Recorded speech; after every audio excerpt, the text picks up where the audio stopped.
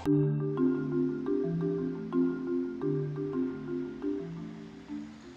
Kalin, thank you for accepting this interview.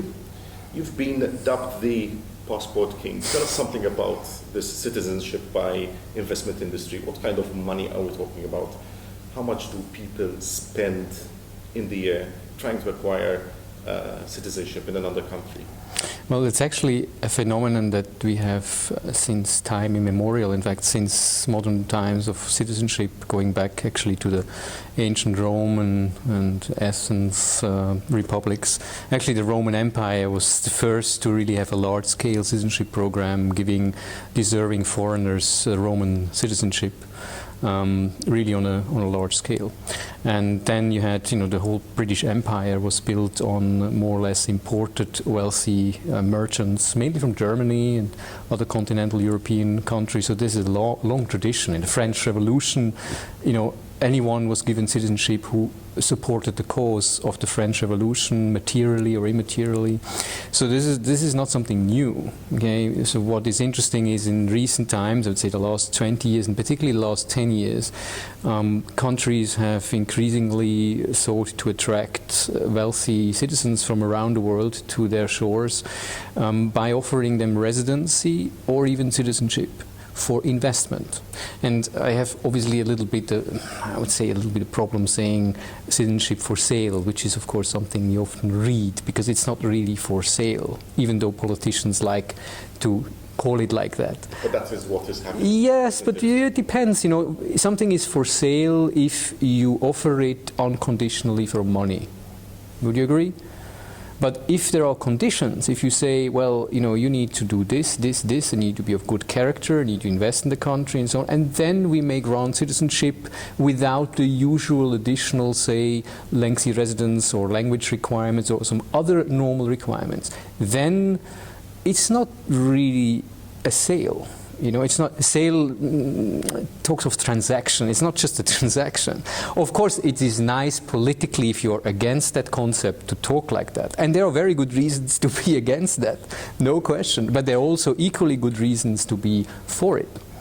Okay, so how much money is actually in this business? I mean, how much has been spent in the last years? Yeah, people trying to buy citizenship? That's a good question, which in fact, we are the only firm that has an actual research department that looks into this, because obviously, as the market leader, we're very interested in knowing exactly that question. It's very difficult, because of course, no country really publishes this, or very limited. Like Malta is actually a good example of a very transparent program that has a lot of scrutiny, obviously, but also the government makes actually big effort to publish all the key, information. So there is actually some, information about Malta. But if you look at this globally, obviously it's a very large industry, because now you have alone in Europe, you have almost every European country having some program.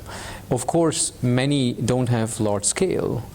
But there are a lot of programs, and around the world, the United States alone, for instance, gives about 10,000 EB5 permits a year. So we're talking about billions. Yeah, it's a multi-billion industry and expanding very fast. Okay. Henry & Partners sells citizenship for Antigua, Austria, Cyprus, Malta, St. Kitts, and Grenada. What do these countries have in common, particularly? I'm taking these names from your website. What do they share? Well, what you see on our website also is only a selection of countries that offer that. As I said before, there are many countries around the world that offer residence or citizenship for investment.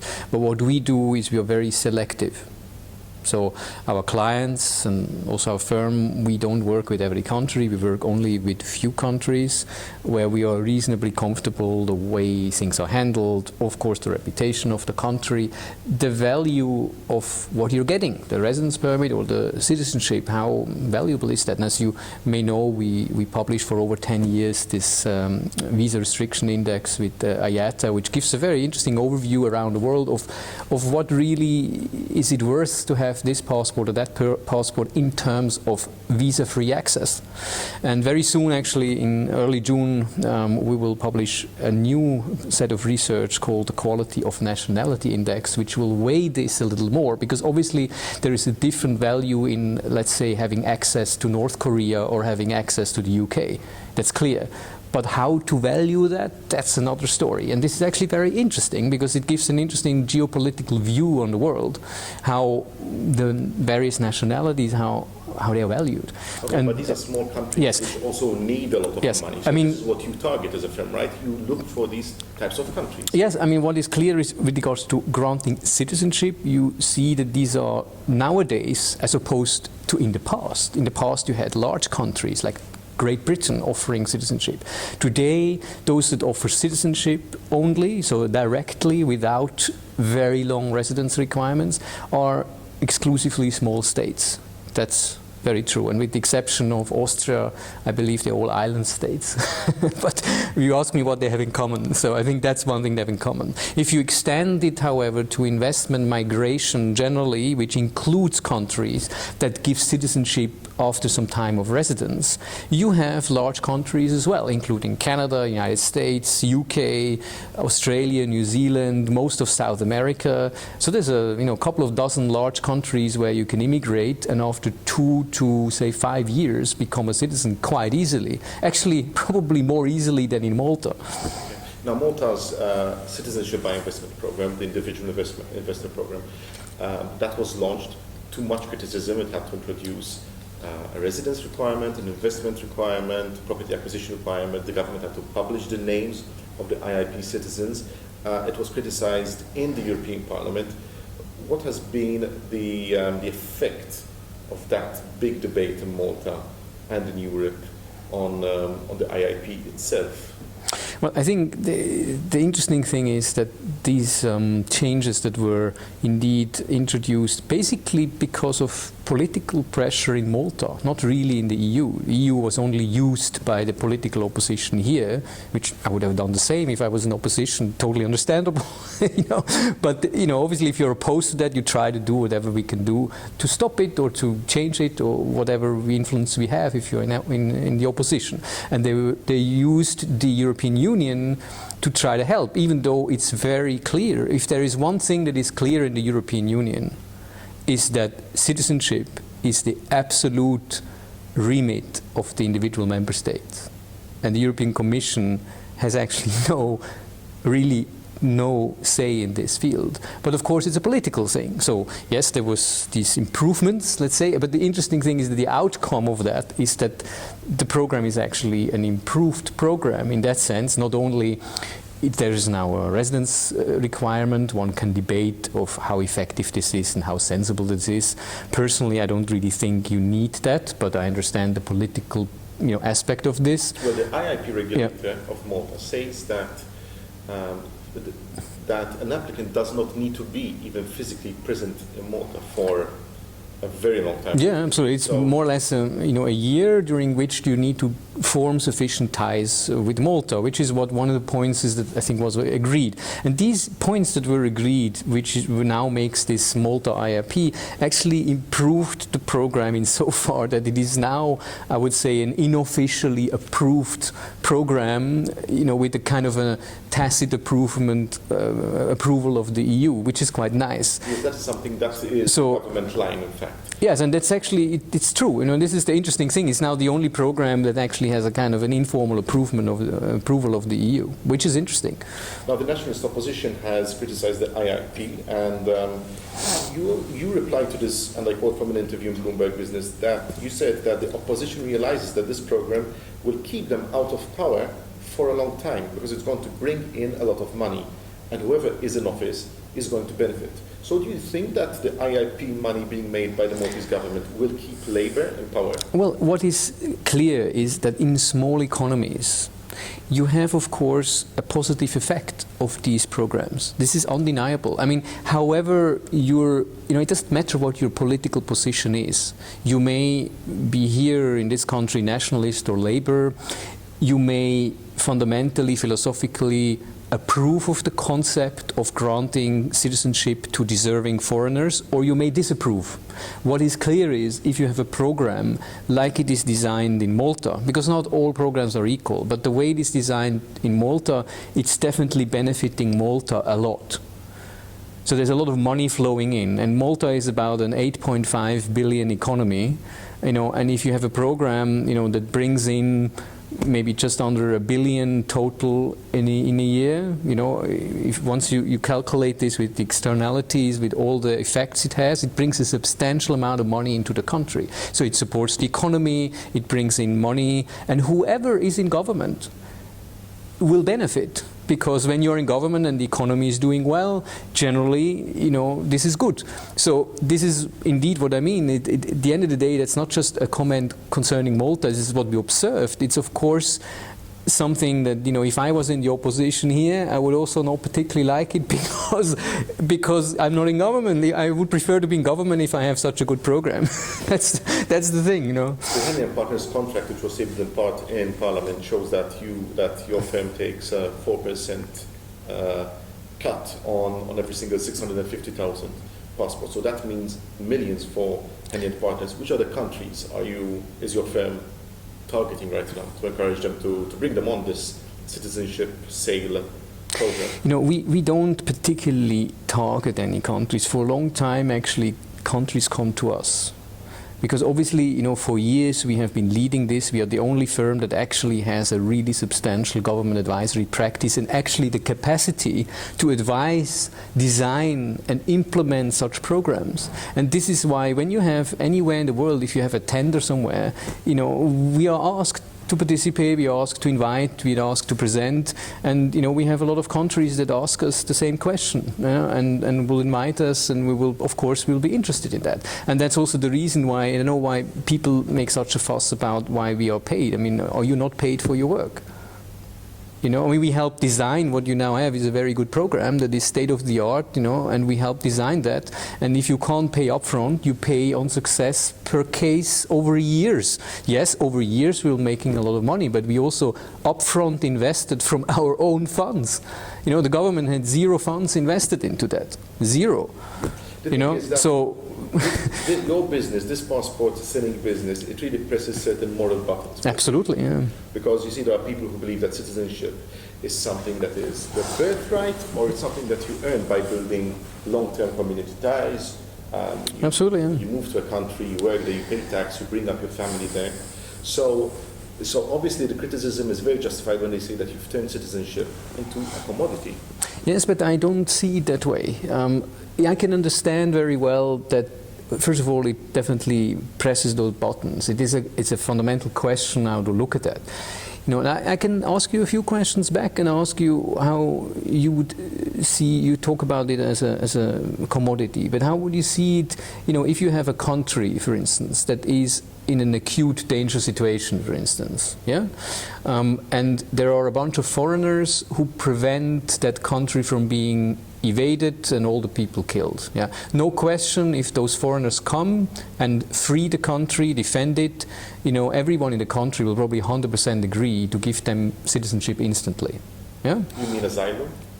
No, people who come and defend a country, you know, from outside, for instance. This is something, if you look at this from a moral, philosophical point of view, I think if you would have a vote in such a country afterwards, everyone will grant them citizenship immediately. Okay? Now, if you go a step further, if you have someone who comes to the country, stays many, many years here, pays some tax, is a nice citizen and does a few things, and then after many years applies for citizenship, maybe you will get citizenship, fine. But what if someone comes and makes a contribution to the country that is a multiple of what the average citizen in the entire lifetime contributes to the economy? Okay, does additional philanthropic things, other things, acts, you know, in a positive way for the economy and is of good character. Why not grant citizenship to such a person? Yes, but that person means a rich person, a high yes, net worth absolutely. individual. We're talking about the global rich. Absolutely, but you know, this is something that is only being opened, obviously, to people with the means to acquire this kind of absolutely. But what it's being turned into a commodity? Yes, but no, for them only. But what you need to see is that citizenship is inherently unjust. It's a completely, the whole system we have with immigration citizenship laws is a completely unjust system, and it's actually, there are only 2 institutions that we have carried over from feudal times. So this whole birthright concepts, we only have 2 that are still carried on from Middle Ages basically, and that is the right to inherit and citizenship. This is passed on by birthright. But what makes you a better person just because you have had the luck to be born in Malta from someone else?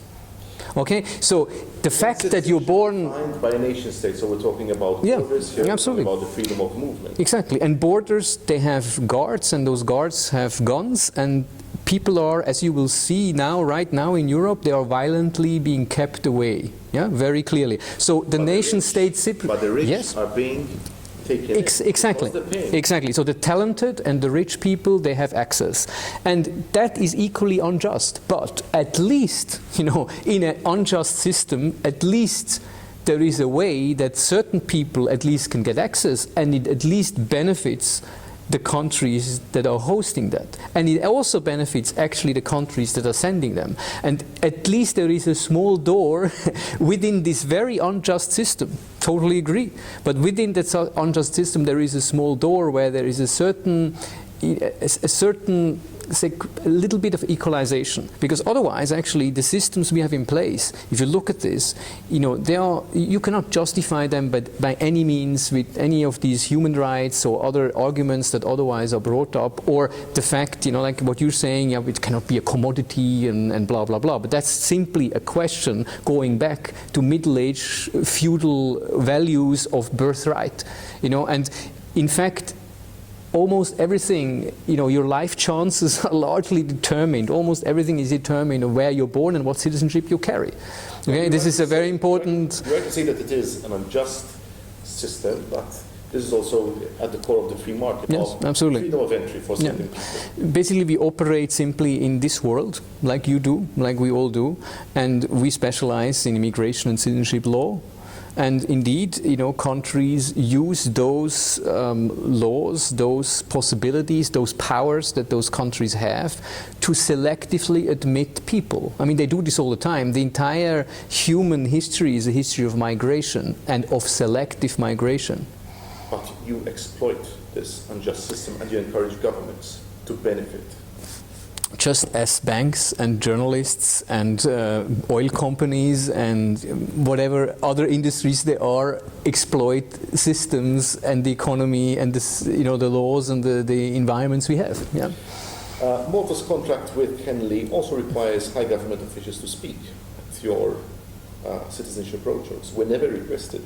Now the Maltese feel that this is not really dignifying in the case of the Prime Minister, who is criticized for acting as a salesman, promoting the sale of citizenship and doing the bidding of a private company. I mean, what do you say to Maltese citizens about this? What I say is, I think this is a really unfortunate formulation in our contract, because it's really a completely side note in a large contract, and it's not something that is even enforceable. So it's not that we can go to the Prime Minister and say you have to come here or you have to come there. No. What happens is simply that we have a global, as part of our mandate, we have a global program to actually position this Malta IIP in the right markets with the right people, with the right intermediaries, and to basically do global roadshows, global events to make sure it is, let's say, presented in the right way to the right audience. And for that, we always, all around the world, we always have government officials there. But it is not so that we can simply send a note to the office of the Prime Minister, you have to be here or there at that time. I mean, it's simply a matter that governments, and in this instance, even the Prime Minister, and we very much appreciate that he does that, and he usually also combines this with state visits to countries and so on. So it's simply a matter that he would indicate when it is possible for him and or where he is interested or not, and we work around that.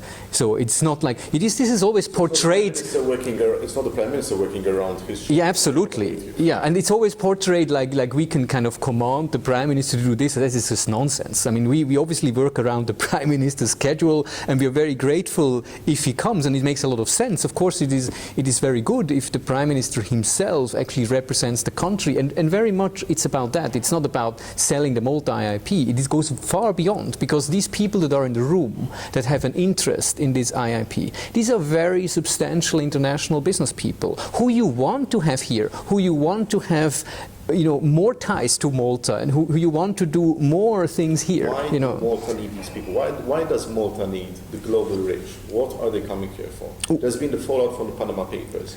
People make money, want to put the money offshore, they don't want to pay tax. Does the IIP attract people like this kind of tax avoiders? Yeah, I think I'm sorry to answer you that, but I think to bring in this confusion with these Panama Papers or other things, the entire world is set up on a system that largely all countries except a few subscribed to. Okay, that you have a few people that may have abused a particular system, like offshore companies, doesn't mean everyone is a tax avoider. This just doesn't make sense. Of course, some political parties, some countries, some journalists like to put it that way.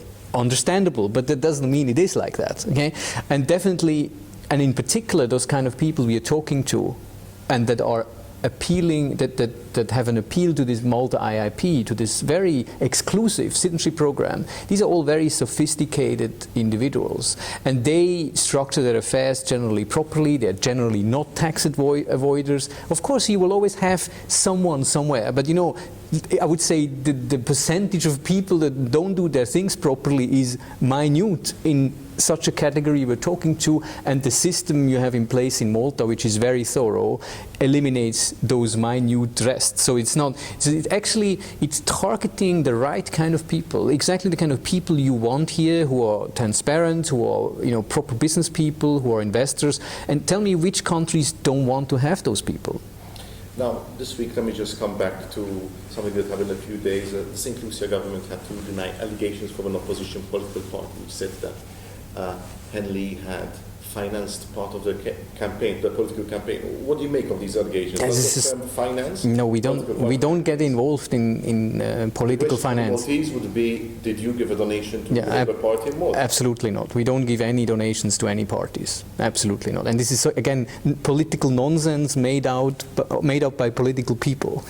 Which of course, when you deal with governments, you always deal with politicians. And politicians today are in government, tomorrow they are in opposition. We were dealing with the same nationalist people that are now in opposition. They were in government. We helped them actually to reform their previous very badly run residence program. We helped to save what could be saved. And, they are now in opposition. They were in government, the same people. And did you offer them the citizenship by investment scheme as well? I think they had also some interest. We had a few discussions, but very, very minimal. I mean, these questions, they are now everywhere. If you talk to almost every government around the world, there are some people in almost every government, I mean not of every country, but in many countries, who have some interest in learning more or looking at their current system, how to improve. So there are always some discussions about that at some level somewhere.